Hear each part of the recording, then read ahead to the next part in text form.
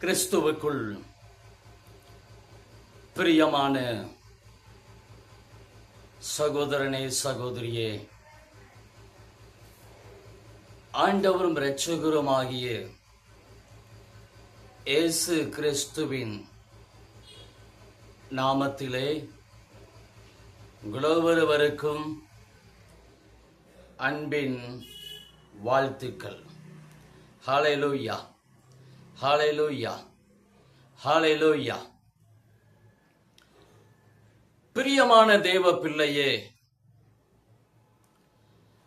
மத்தேயு எழுதின சுவிசேஷகம்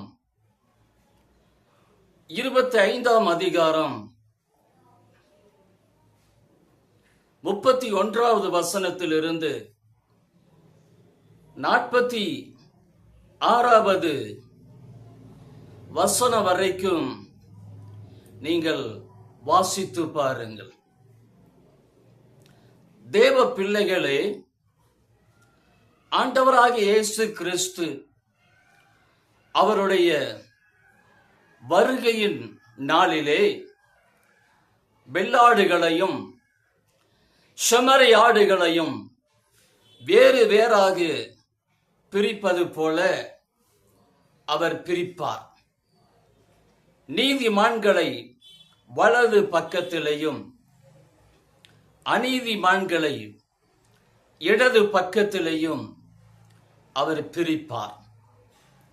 நீதிமான்களை பார்த்து ஆண்டவர் என்ன சொல்லுவார்? இதோ, உலகம் உண்டானது முதல் உங்களுக்காக ஆயத்தம் பண்ணப்பட்ட ராஜ்யத்திற்குள்ளாக பிரவேசியுங்கள் என்று. நீங்கள் கர்த்தரால் ஆசீர்வதிக்கப்பட்டவர்கள் என்று. அவர்களை பார்த்து கர்த்தர் என்ன சொல்லுகிறார்? என் பிள்ளைகளே, நான் பசியாயிருந்தேன், எனக்கு ஆகாரம் கொடுத்தீர்கள். நான் தாகமாயிருந்தேன், என் தாகத்தை தீர்த்தீர்கள். நான் வியாதியாயிருந்தேன், என்னை பார்க்க வந்தீர்கள், விசாரிக்க வந்தீர்கள். நான் வஸ்திரம் இல்லாமல் இருந்தேன், எனக்கு வஸ்திரம் கொடுத்தீர்கள். அந்நியனாயிருந்தேன், நீங்கள் என்னை சேர்த்து கொண்டீர்கள். காவலில் இருந்தேன், என்னை பார்க்க வந்தீர்கள் என்று. அப்பொழுது வலது பக்கத்தில் நிற்கிற நீதிமான்கள் ஆண்டவரை பார்த்து, ஆண்டவரே, நீர் எப்பொழுது பசியாயிருந்தீர்? எப்பொழுது தாகமாயிருந்தீர்? எப்பொழுது வஸ்திரம் இல்லாமல் இருந்தீர்? எப்பொழுது அந்நியனாயிருந்தீர்? எப்பொழுது வியாதியாயிருந்தீர்? எப்பொழுது காவலில் இருந்தீர் என்று கேட்பார்கள். கர்த்தர் என்ன சொல்லுவார்? இதோ, இந்த சிறியரிலே நீங்கள் எதை செய்தீர்களோ அதை எனக்கே செய்தீர்கள் என்று கர்த்தர் சொல்லுவார். ஆகவே அவர்கள் பிதாவினால் ஆசீர்வதிக்கப்பட்டவர்கள். உலகம் உண்டானது முதல் அவர்களுக்கென்று ஆயத்தம் பண்ணின அந்த ராஜ்யத்திற்குள்ளாக நீங்கள் பிரவேசியுங்கள் என்று கர்த்தர் சொல்லுவார். இதோ, இடது பக்கத்திலே இருக்கிறவர்களை பார்த்து கர்த்தர் என்ன சொல்லுவார்? சபிக்கப்பட்டவர்களே, சபிக்கப்பட்டவர்களே, பிசாசுக்காகவும் அவனுக்காக ஆயத்தம் பண்ணப்பட்ட அந்த அக்கினியிலே நீங்கள் கடந்து போங்கள் என்று கர்த்தர் சொல்லுவார். நான் பசியாயிருந்தேன், எனக்கு ஆகாரம் கொடுக்கவில்லை. நான் தாகமாயிருந்தேன், என் தாகத்தை நீங்கள் தீர்க்கவில்லை. நான் வியாதியாயிருந்தேன், என்னை விசாரிக்க வரவில்லை. நான் அந்நியனாயிருந்தேன், என்னை சேர்த்து கொள்ளவில்லையே. நான் இதோ காவலில் இருந்தேன், நீங்கள் என்னை பார்க்க வரவில்லையே என்று ஆண்டவர் சொல்லுவார். அந்த இடது பக்கத்தில் இருக்கிற அந்த அநீதிமான்கள், எப்ப ஆண்டவரே நீர் வியாதியாயிருந்தீர், எப்பொழுது பசியாய் இருந்தீர்? எப்பொழுது தாகமாய் இருந்தீர்? எப்பொழுது வஸ்திரம் இல்லாமல் இருந்தீர்? எப்பொழுது அந்நியனாய் இருந்தீர்? எப்பொழுது காவலில் இருந்தீர் என்று கேட்பார்கள். கர்த்தர் அதைத்தான் சொல்லுவார். இந்த சிறியரிலே நீங்கள் எதை செய்தீர்களோ அதை எனக்கே செய்தீர்கள் என்று நான் சொல்லவில்லையா? இந்த சிறியருக்கு நீங்கள் ஆகாரம் கொடுக்கவில்லை, வஸ்திரம் கொடுக்கவில்லை, வியாதியாய் இருந்தவர்களை நீங்கள் பார்க்க வரவில்லை, இதோ அந்நியனாய் இருந்த சேர்த்து கொள்ளவில்லை, காவலில் இருந்தவர்களை பார்க்க போகவில்லை. அப்படியானால் நீங்கள் எனக்கு பார்க்க வரவில்லை, ஆகாரம் கொடுக்க வரவில்லை, தாகம் தீர்க்க வரவில்லை, வஸ்திரம் கொடுக்க வரவில்லை என்று ஆண்டவர் சொல்லுவார். என் அன்பு தேவ பிள்ளையே, அவர்களை பிசாசுக்காகவும் அவனுக்காக ஆயத்தம் பண்ணப்பட்ட அந்த அக்கினி இதோ நெருப்பிலே அவர்களை கடந்து போகும்படி சொல்லுவார். பிரியமான தேவ பிள்ளைகளே, இந்த பூமியிலே வாழ்ந்து கொண்டிருக்கிற இந்த நாளிலே, இந்த பூமியிலே சிறியோராய் இருக்கிற, பரதேசிகளாய் இருக்கிற, திக்கற்ற பிள்ளைகளாய் இருக்கிற, இதோ ஆதரவற்ற அனாதிகளாய் இருக்கிற யாருக்காகிலும் நீங்கள் ஆகாரம் கொடுத்தாலும் சரி, வஸ்திரம் கொடுத்தாலும் சரி, வியாதிப்பட்டவர்களை பார்க்க போனாலும் சரி, அந்நியர்களை சேர்த்து கொண்டாலும் சரி, காவலில் இருக்கிறவர்களை பார்த்தாலும் சரி, அது கர்த்தரை பார்ப்பதற்கு சமம். ஹல்லேலூயா, ஹல்லேலூயா. நீங்கள் இந்த காரியத்தை செய்யாதபடிக்கு மனம் திரும்பினால் போதாது, ஞானஸ்தானம் எடுத்தால் போதாது, பரிசுத்த ஆவியின் அபிஷேகத்தை பெற்றால் போதாது, அந்நிய பாஷைகளை பேசினாலும் போதாது, தீர்க்க தரிசனங்களை உரைத்தாலும் போதாது, பிசாசுகளை துரத்தினாலும் போதாது, பில்லி சூனிய கட்டுகளை உடைத்தாலும் போதாது.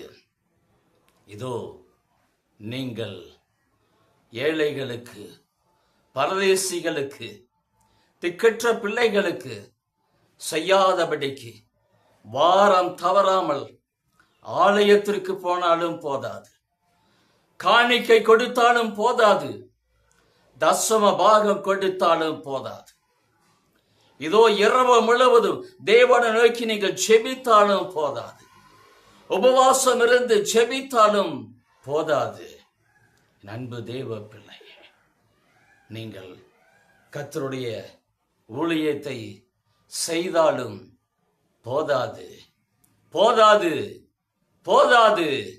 தேவ பிள்ளையே, இதோ பசியா இருக்கிறவர்களுக்கு ஆகாரம் கொடுக்காமல், தாகமா இருக்கிறவர்களுக்கு தாகத்தை தீர்க்காமல், வஸ்திரம் இல்லாத பிள்ளைகளுக்கு வஸ்திரம் கொடுக்காமல், வியாதியோடு இருக்கிற பிள்ளைகளை போய் பார்க்காமல், விசாரிக்காமல், ஆறுதல் சொல்லாமல், ஜெபிக்காமல் நீங்கள் விட்டுவிட்டால், அந்நியரை சேர்த்து கொள்ளாவிட்டால், காவலில் இருக்கிற பிள்ளைகளை நீங்கள் போய் பார்க்காவிட்டால் போதாது.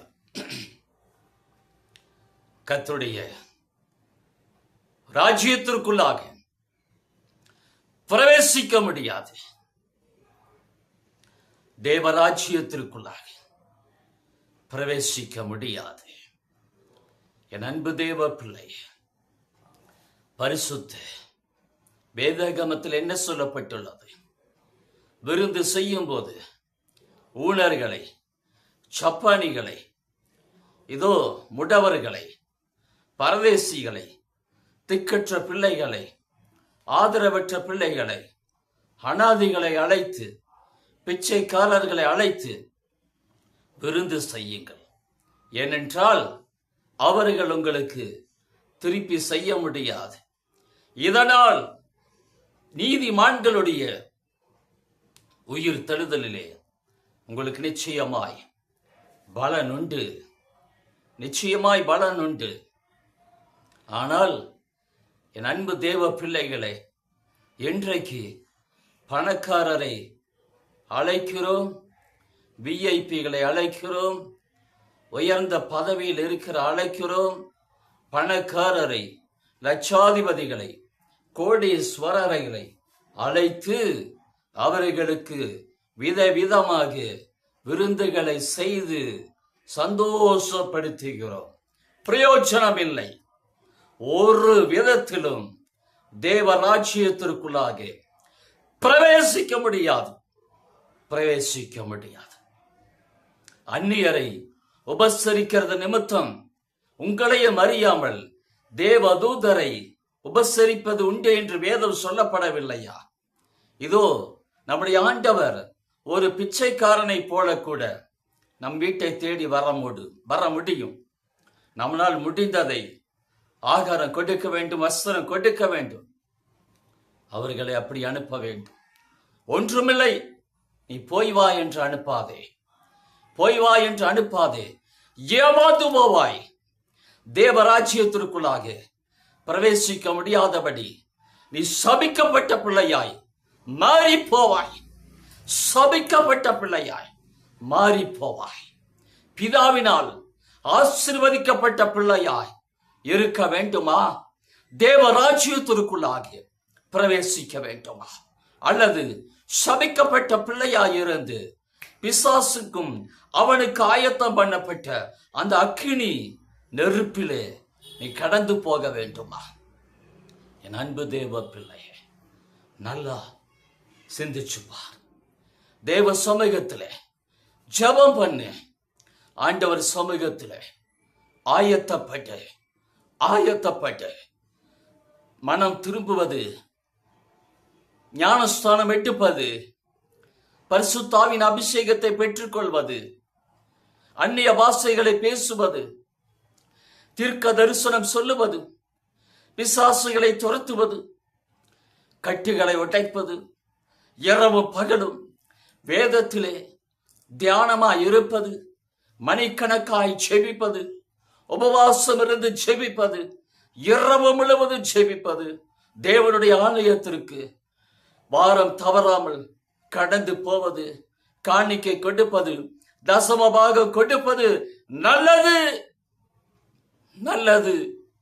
ஆனால் கர்த்தர் சொல்லுகிற பசியாயிருக்கிற பிள்ளைகள், தாகமாயிருக்கிற பிள்ளைகள், வஸ்திரம் இல்லாத பிள்ளைகள், வியாதியோடு இருக்கிற பிள்ளைகள், காவலில் இருக்கிற பிள்ளைகள், அந்நியப்பட்டவர்களாய் சுற்றி கொண்டிருக்கிற பிள்ளைகளை பார்க்காமல், விசாரிக்காமல், அவர்களுக்கு உதவி செய்யாமல் இருக்காதே.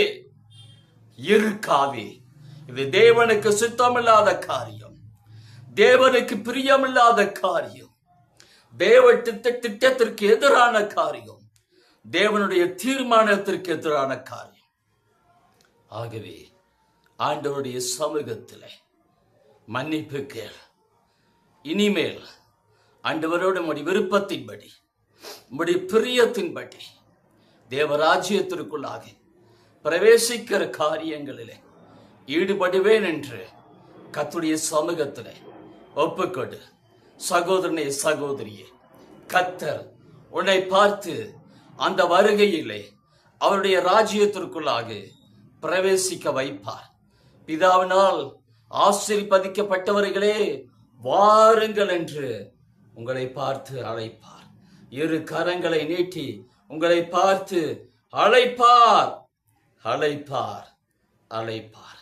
கர்த்தர் தாமே ஒவ்வொருவரையும் ஆசீர்வதிப்பாராக.